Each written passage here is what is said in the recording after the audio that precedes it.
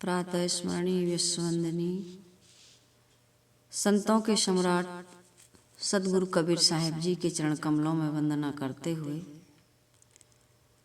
दिन की शुरुआत हम सत्संग से करते हैं। सदगुरु कबीर साहिब जी आज हमारे जीवन के लक्ष्य के बारे में बहुत सुंदर साखी कह रहे हैं। मानव शरीर की विशेषता और जीव की विशेषता पर बहुत गहरा प्रकाश डाल रहे हैं। हम सबको मानव शरीर मिला है। हम सब क्या हैं? जीव हैं, ब्रह्म हैं, आत्मा है, और इससे अलग कोई परमात्मा नहीं है, लेकिन हमें इसका पता नहीं है। तो सदगुरु कबीर साहिब जी इस बात को बहुत अच्छे से समझा रहे हैं और यह बता रहे हैं कि हमारे जीवन का लक्ष्य क्या है।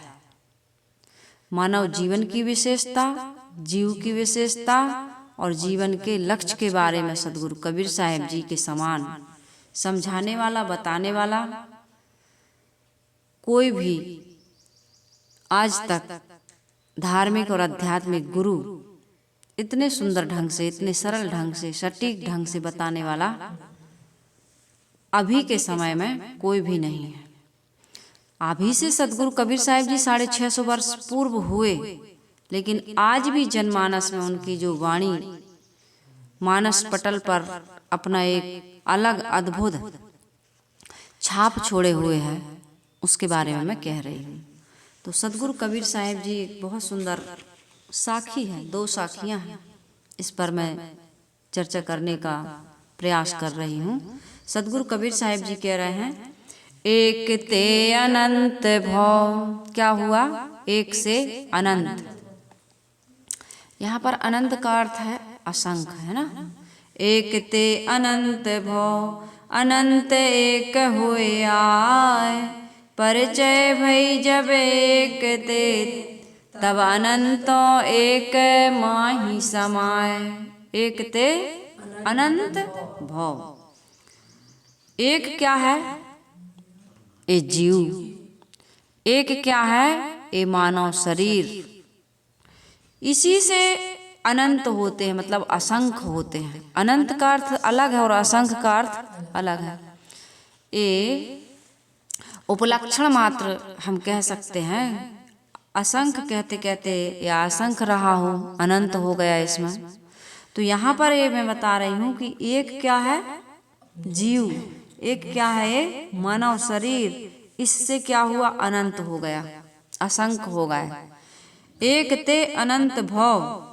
एक मनुष्य शरीर ही ऐसा शरीर है, एक जीव ही ऐसी सत्ता और शक्ति है, इससे अनेकों की, असंख्यों की गणना या कल्पना की जाती है। जैसे एक मनुष्य शरीर है, एक मनुष्य शरीर ऐसी कर्म भूमिका है जिसमें आकर के हम कर्म भी करते हैं और कर्म फल भोग भी भोगते हैं और संचित बना करके भी जाते हैं। क्या कर रहे हैं? एक जीव, यहाँ कर्म भूमिका है। ये मानव शरीर, केवल मानव शरीर क्या है? कर्म भूमिका। अन्य देह है भोग भूमिका। मानवेतर 3 खानियां जो है ना, मनुष्य के अलावा पशु और जो अंडज यानी पक्षी और कृमि है ना, कृमि कीट आदि जो होते हैं, जो ऊष्मज खाने के हैं। पिंडज, अंडज और ऊष्मज। पिंड में मनुष्य तो आता ही है, लेकिन ये जानवर भी आते हैं, उनका भी पिंड बनता है। तो मनुष्य शरीर एक ऐसा शरीर है जो कर्म भूमिका है। यहाँ पर कर्म किए जाते हैं। अन्न खानियों में कर्म नहीं, वहाँ भोग भोगे जाते हैं। जो मानव शरीर में संचित बना करके हम गए हैं, उसका भोग अन्न खानियों में भी हमको भोगना पड़ता है। समझ में आ रही बात? समझ में आ रही ना? नहीं आ रही? समझ में आ रही। तो मनुष्य शरीर एक ते अनंत भव। एक मानव शरीर में हम क्या करते हैं? अनेक प्रकार के कर्म करते हैं। करते हैं कि नहीं करते? अनेक प्रकार के कर्म कहाँ हो रहे हैं? इस मानव शरीर में। इसी में जीव असंख्य कर्म करता है, जिसके फलस्वरूप क्या होता है? सुख दुख मिलते हैं, नाना खानियों में गमनागमन होता है। और इसी एक जीव से, इसी एक मानव शरीर में नाना प्रकार के क्या हो रहा है? ज्ञान विज्ञान का विकास हो रहा है। ये जीव कर रहा है, ये मनुष्य कर रहा है। ये मनुष्य शरीर ना होता, ये जीव ना होता, तो कोई भी ज्ञान विज्ञान का विकास संभव ना होता। यहाँ 5 विषय हैं। 4 खानियों के बंधन केवल विषय शक्ति है। 5 विषय हैं। कौन कौन से हैं लक्ष्मी देवी? विषय कौन कौन से हैं बताओ? कौन कौन से हैं? रूप रस गंध, है ना? शब्द स्पर्श रूप रस गंध, ये क्या हो गए? 5 विषय। इन 5 विषयों की आसक्ति बन जाती, क्योंकि 5 विषय के बिना हमारा जीवन निर्वाह हो नहीं सकता। इसमें हम अनासक्ति पूर्वक कर्म नहीं करते हैं या विषय नहीं भोगते हैं। अनासक्ति पूर्वक विषय भोग देखें, लेकिन आसक्ति या लगाव या मोह पूर्वक नहीं, वासनात्मक ढंग से नहीं।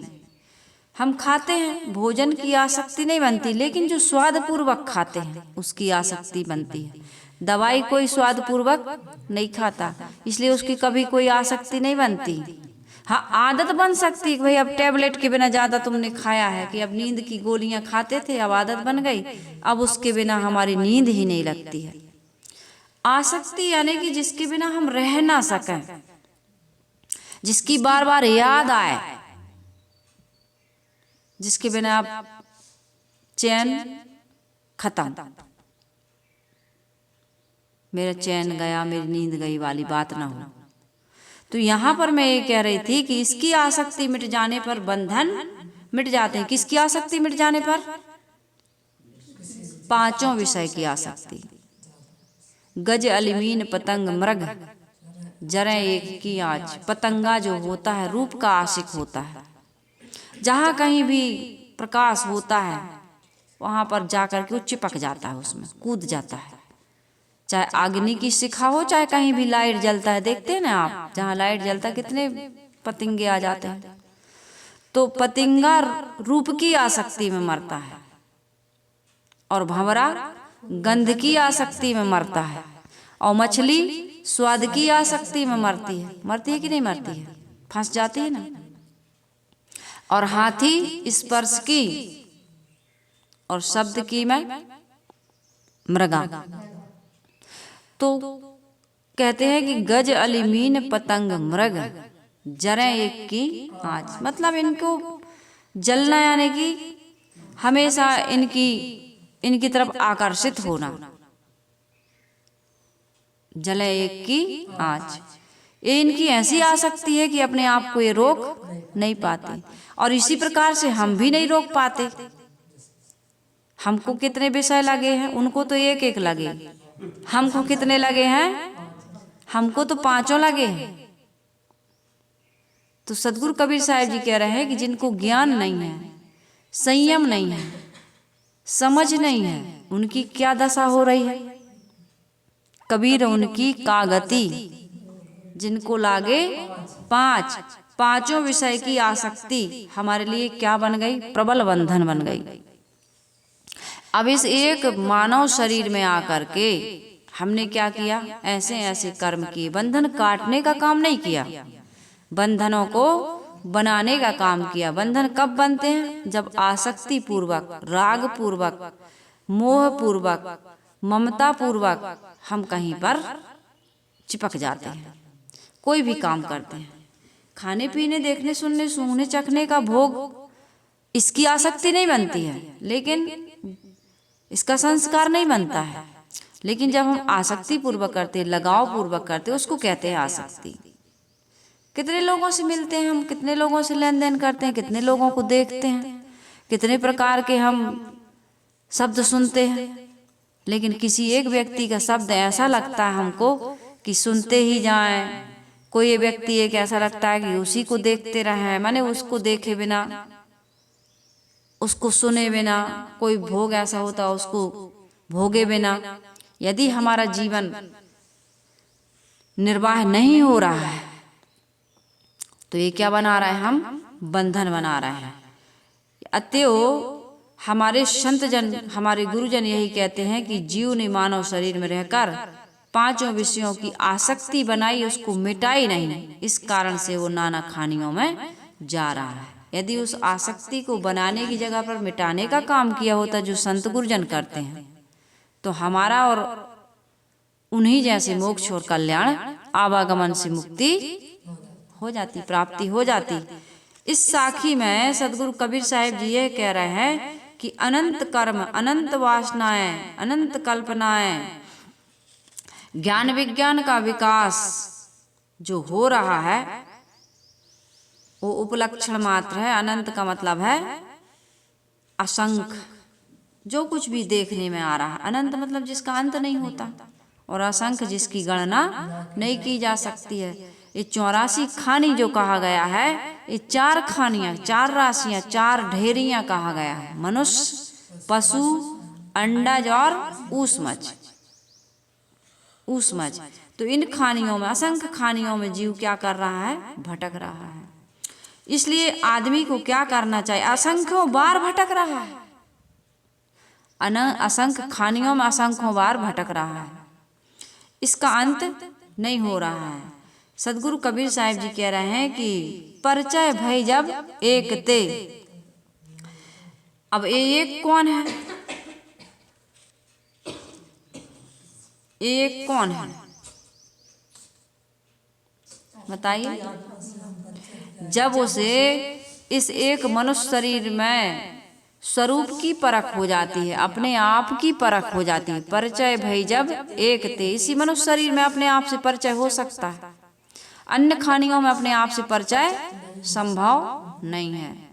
तो जब एक से परिचय हो जाती है, अपने स्वरूप की परख हो जाती है, तब असंख्य कर्म संस्कार तथा नाना योनियों के, खानियों के अध्यास जो हम बना रहे थे वो नष्ट हो जाते हैं। स्वरूप ज्ञान के बिना, स्वरूप स्थिति की प्राप्ति के बिना ये हमारे कर्म संस्कार जलने वाले। जो जानहु जग जीवना, जो जानहु सो जीव, पानी पचावहु आपना, तब पानी मांगिना पीऊ। यदि हमें स्वरूप का ज्ञान हो जाए, स्वरूप बोध हो जाए और संसार में जीने की सुंदर कला आ जाए। सुंदर कला क्या है, जीने की कला। हम भोजन तो बहुत अच्छा बनाते हैं, कपड़े भी बहुत अच्छे से सिलते हैं, भजन भी बहुत अच्छे से गाते हैं, प्रवचन भी बहुत अच्छे से करते हैं, मकान, दुकान, खेती, बिजनेस, व्यापार, सब कुछ बहुत अच्छे से करते हैं, सब कुछ बहुत अच्छे से बनाया, सब कुछ बहुत अच्छे से किया, लेकिन जीवन सुंदर ढंग से, बहुत अच्छे ढंग से नहीं जिया। अच्छे ढंग से जीने का अर्थ क्या है, कहीं भी ना चिपकें, कहीं भी राग द्वेष ना बनाएं, कहीं भी बैर विरोध ना हो।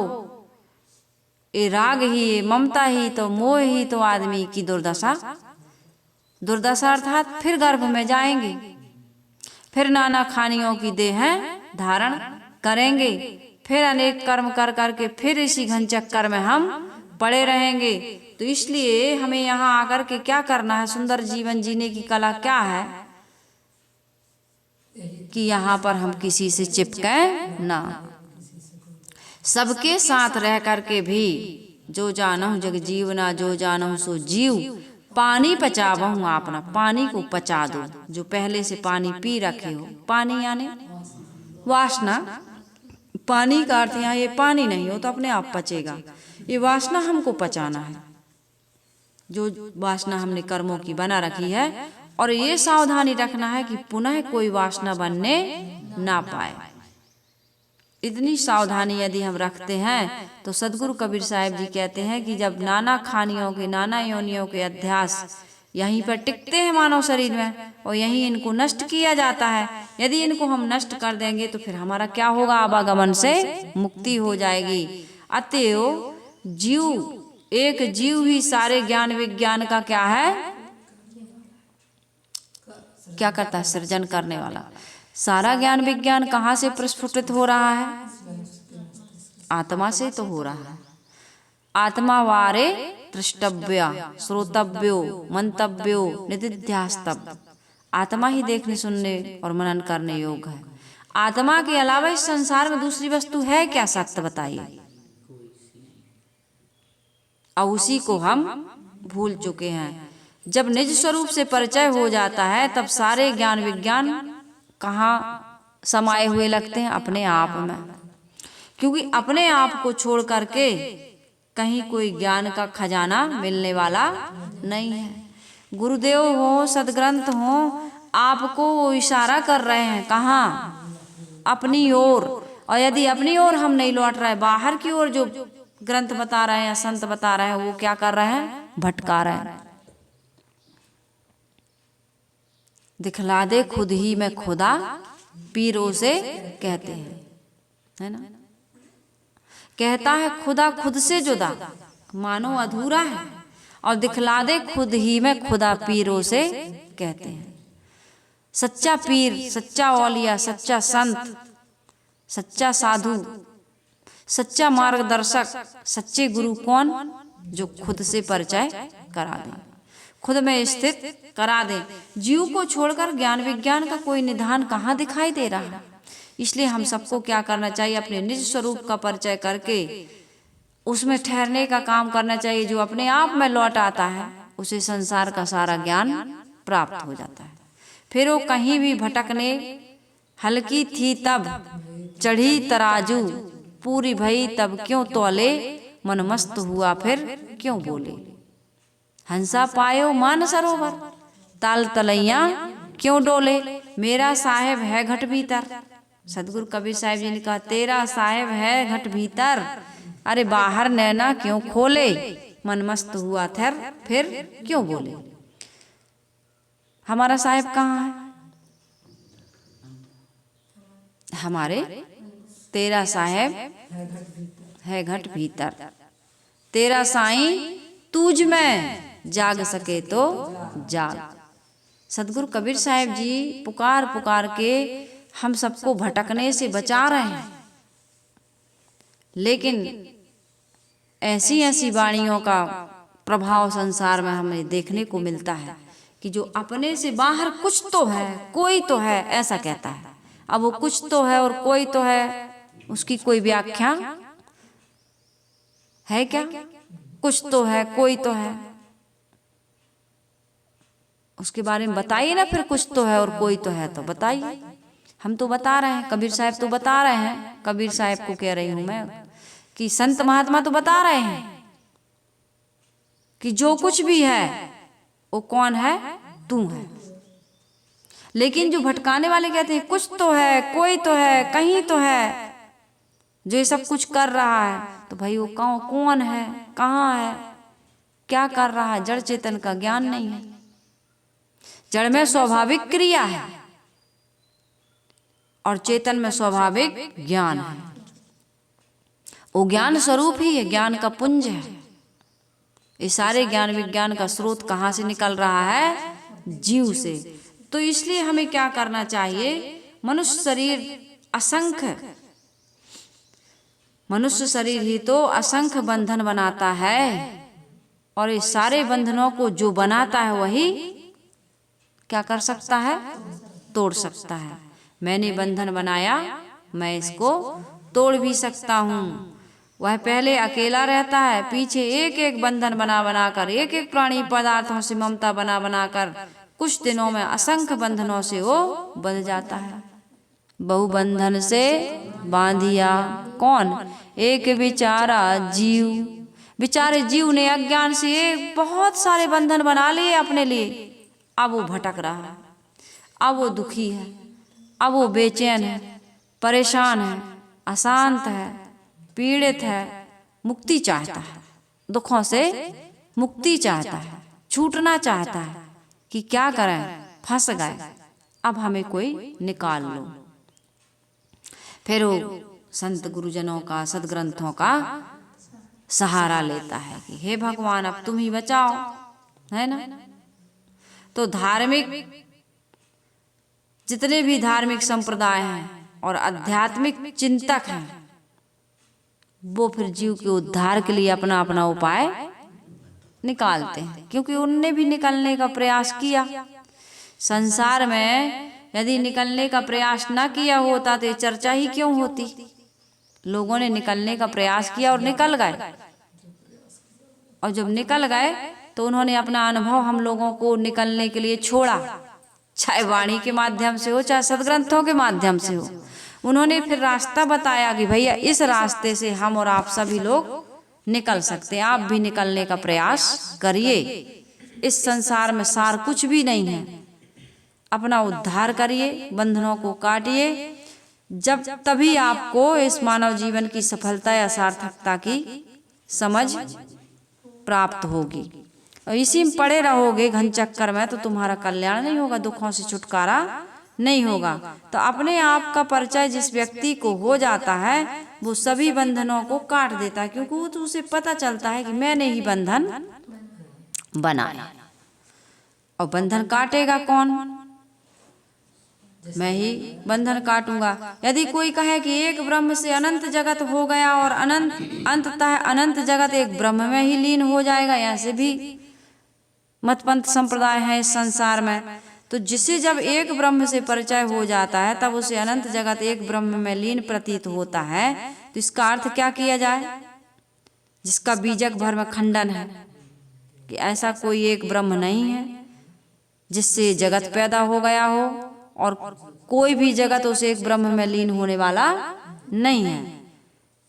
कोई भी विचारक स्व सिद्धांत का एक शब्द भी ये खंडन नहीं करता है। सदगुरु कबीर साहब ने जो बताया है कि जड़ और चेतन अभिन्नवाद है, बारंबार जड़ और चेतन दो अलग अलग हैं, अभिन्नवाद का सदगुरु कबीर साहब जी ने बारंबार खंडन किया है कि जड़ और चेतन कभी एक नहीं हो सकते। एक होने की चर्चा या कल्पना या ये जो समझ बना करके, ये जो भावना बना करके रखे, वो ना समझ व्यक्ति है। क्यों ना समझ व्यक्ति है? क्योंकि वो दोनों के गुण धर्मों को नहीं जानता कि जड़ का गुण धर्म क्या है और चेतन का गुण धर्म क्या है। कारण गुण पूर्व कहा, कार्य गुण दृष्टा, अर्थात जो कारण में गुण धर्म होंगे वही तो कार्य में गुण धर्म होंगे। तो जगत कैसा है? जड़ है। और ब्रह्म कैसा है? ब्रह्म तो जड़ नहीं है। जगत विकारी है, लेकिन ब्रह्म कैसे विकारी हो जाएगा? फिर ब्रह्म भी विकारी है और जगत भी विकार, जगत विकारी ब्रह्म में यदि लीन होगा तो ब्रह्म भी विकारी होगा ना। कारण से ही तो कार्य होते हैं, तो फिर उसको हम ब्रह्म कैसे कहेंगे? उससे मुक्ति कैसे होगी? उससे मिलकर के हमारा कल्याण कैसे होगा? बताइए। क्योंकि जो गुण में, जो कार्य गुण में होते हैं वही तो कार्य कारण में भी होंगे। कारण कार्य में जो गुण धर्म होंगे उन्हें अलग नहीं किया जा सकता है। जैसे मिट्टी से बना हुआ घड़ा मिट्टी से अलग नहीं हो सकता। तो मिट्टी क्या है? कारण, और घड़ा क्या है? कार्य। तो जब घड़ा फूटेगा तो मिट्टी में मिल जाएगा, चाहे जितने भी समय से वो मिले। तो मिट्टी भी बेकारी और घड़ा भी बेकारी।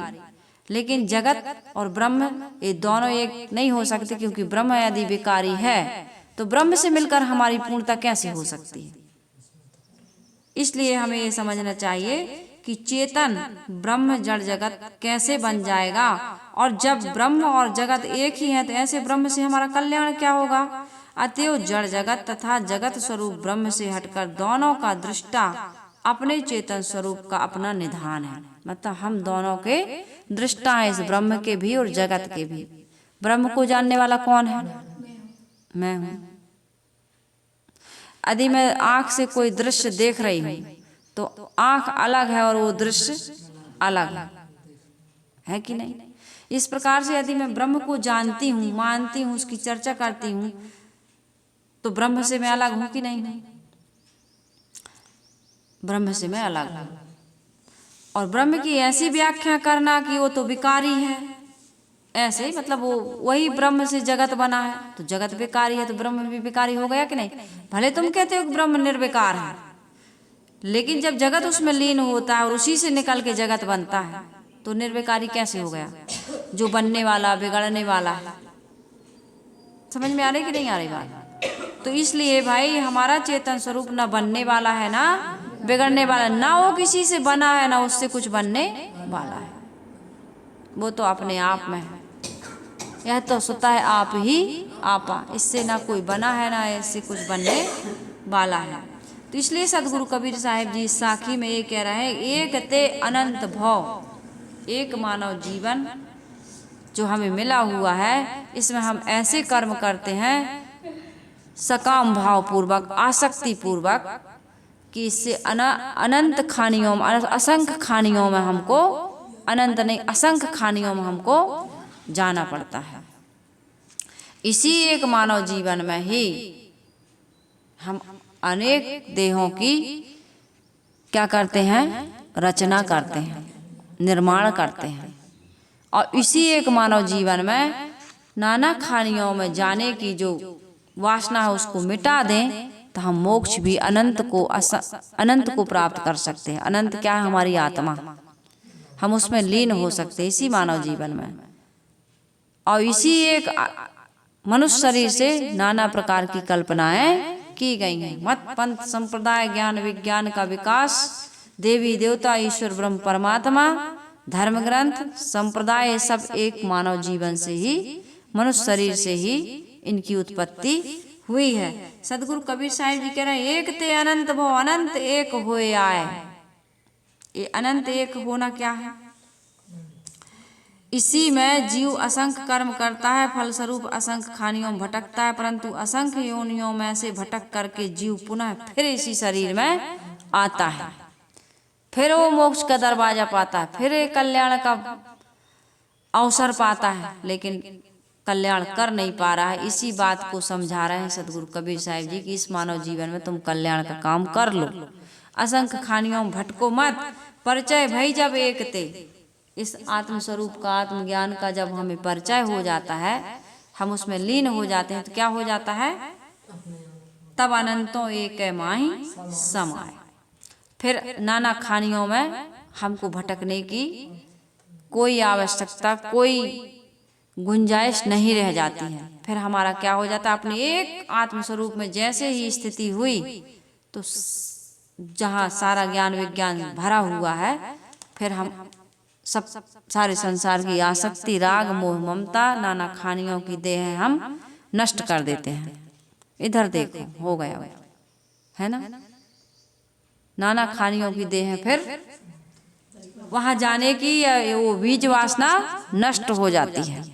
तो इसलिए सदगुरु कबीर साहिब जी साखी में बहुत सुंदर शिक्षा दे रहे हैं कि बाहर भटकने की आवश्यकता नहीं है।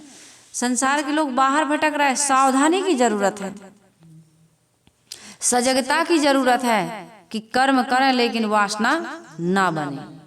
जिसको अर्जुन को समझाते हुए महाराज श्री कृष्ण कहते हैं कि हे अर्जुन, निष्काम भाव से कर्म करो। कर्तव्य कर्म तो करना पड़ेगा, निष्काम हो सकते हो लेकिन निष्कर्म नहीं हो सकते हो। निष्काम हुआ जाता है लेकिन निष्कर्म, निष्क्रिय नहीं हो सकते हो तुम। क्रिया तो करनी पड़ेगी, कर्म तो करने पड़ेंगे, लेकिन सकाम भाव पूर्वक जब नहीं करोगे, अपने स्वरूप का बोध जब हो जाएगा और सबका जीवन सुखमय हो, निर्भ्रांत बोध प्राप्त हो और प्रेम पूर्वक सब एक साथ एक दूसरे के साथ सुंदर व्यवहार करते हुए इस मानव जीवन को सफल सार्थक बनाएं। आइए हम गुरु वंदना कर लें और सत्संग को विराम दें। वंदन है गुरुदेव तुमको, वंदन है गुरुदेव, वंदन है गुरुदेव तुमको। मिला के सब लोग एक साथ जोर से गाओ, जोर से गाओ सभी लोग। काले जाल के फंदा भारी, काले जाल के फंदा भारी, परख लखायो भेव तुमको, परख लखायो भेव तुमको। वंदन है गुरुदेव, वंदन है गुरुदेव तुमको।